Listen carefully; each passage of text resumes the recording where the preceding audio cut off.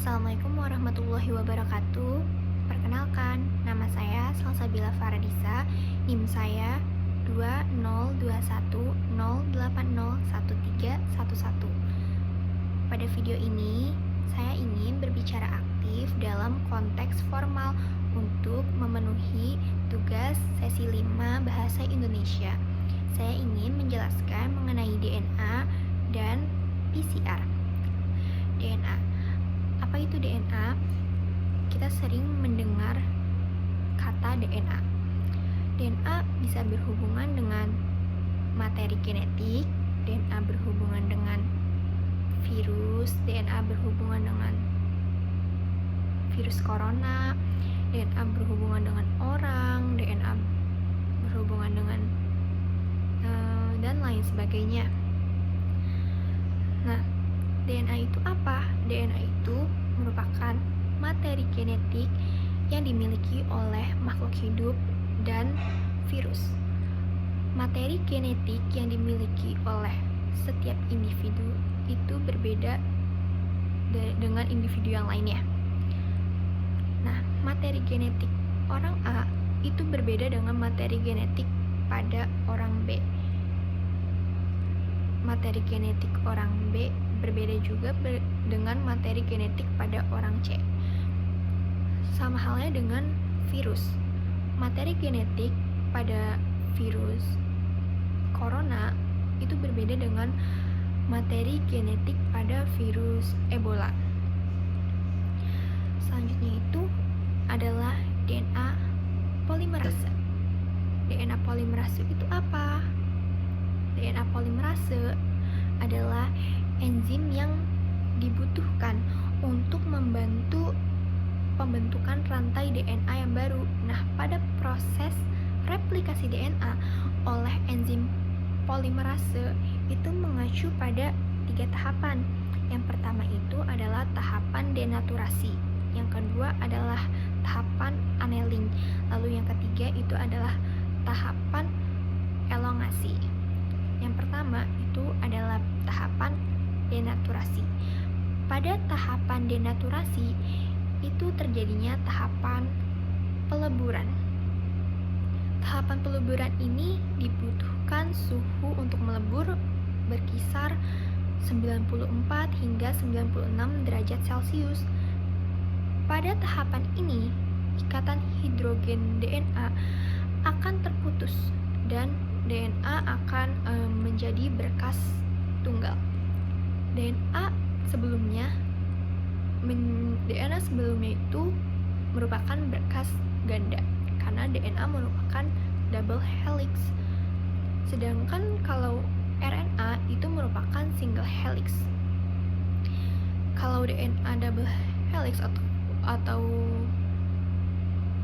berkas ganda itu bentuknya spiral namun 2, jadi kayak kembar, seperti kembar itu, spiral kembar. Namun kalau RNA itu spiralnya hanya 1.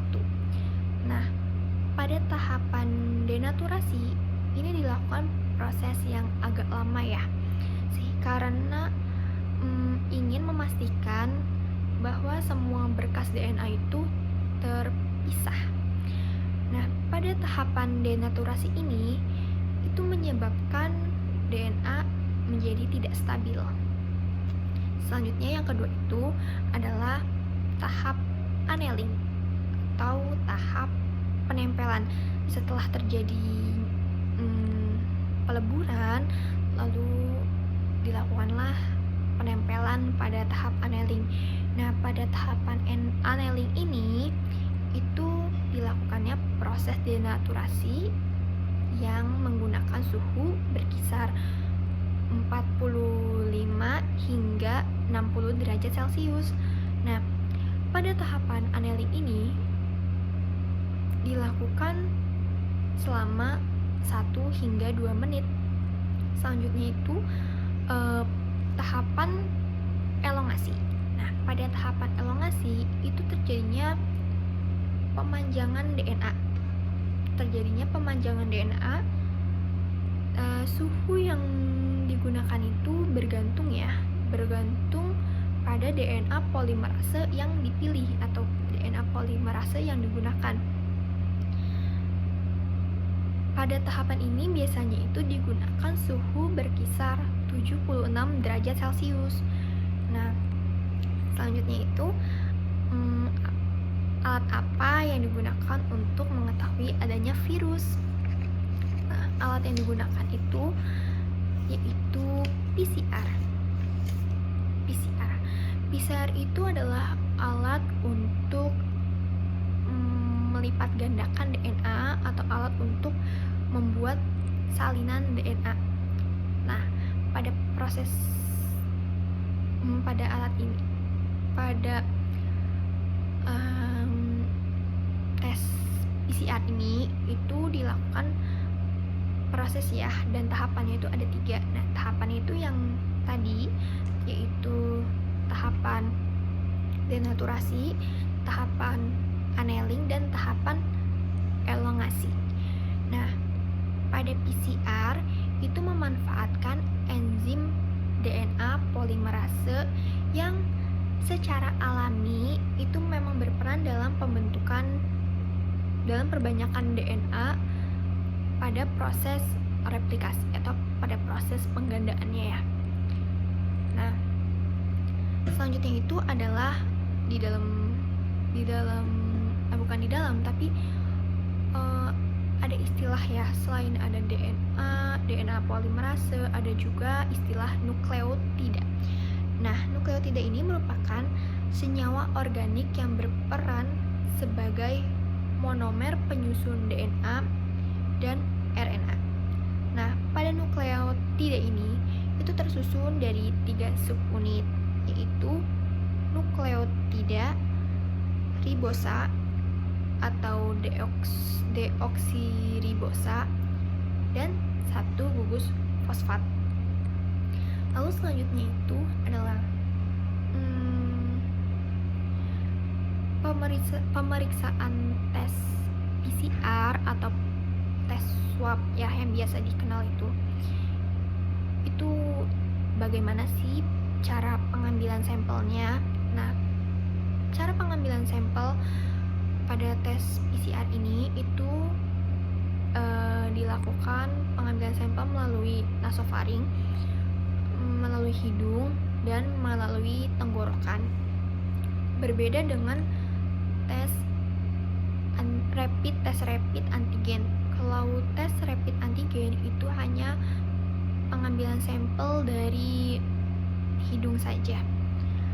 Lalu kalau tes rapid antibody itu pengambilan sampelnya itu menggunakan darah atau menggunakan darah kapiler atau juga menggunakan darah dari vena. Nah, bagaimana cara pengambilannya dan mengapa pada antibody harus menggunakan darah? Nah, untuk hal itu mungkin saya kurang begitu paham ya. Nah, tapi cara untuk pengambilan darahnya itu adalah dilakukan dengan penusukan pada jari kita, pada jari telunjuk kita. Nah, itu akan ditusukkan menggunakan alat, dan darahnya itulah yang akan diketahui apakah nanti hasil kita itu positif atau negatif. Kalau tes PCR itu setelah dilakukan pengambilan sampel, maka dimasukkan ke tub gitu, ke tabung gitu. Lalu si alatnya itu nanti akan dibaca di alat tes PCR. Itu namanya tes PCR. Nah, selanjutnya kapan sih pengambilan sampel dilakukan? Nah, pengambilan sampel dilakukan untuk DPP itu diambil pada hari 1, 2, dan apabila ada gejala atau ada perburukan. Selanjutnya itu untuk ODP. Untuk ODP diambil pada hari 1, 2, dan apabila ada perburukan atau ada gejala. Selanjutnya itu untuk OTG. Untuk OTG diambil pada hari 1 dan 14 dan apabila ada perburukan atau gejala. Nah, di mana sih pemeriksaan tes PCR? Kita bisa melakukan tes PCR di vaskes terdekat, fasilitas kesehatan terdekat seperti puskesmas, lalu rumah sakit, selanjutnya bisa juga laboratorium, klinik, dan sebagainya. Saya rasa itu saja yang bisa saya jelaskan. Terima kasih. Wassalamualaikum warahmatullahi wabarakatuh.